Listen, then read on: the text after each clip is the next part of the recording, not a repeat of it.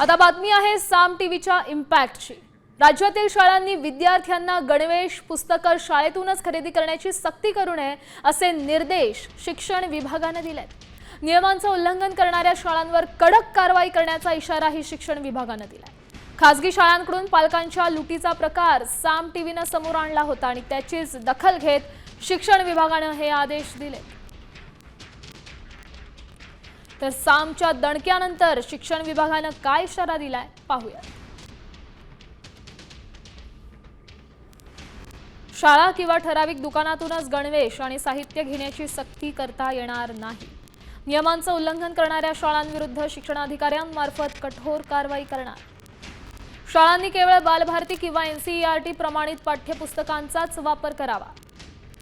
पालकांना तक्रार करण्यासाठी स्वतंत्र ईमेल आयडी आणि नोडल अधिकारी उपलब्ध असतील। आम्ही सक्ती करणार नाही असा ठराव प्रत्येक शाळा व्यवस्थापन समितीला करावा लागणार।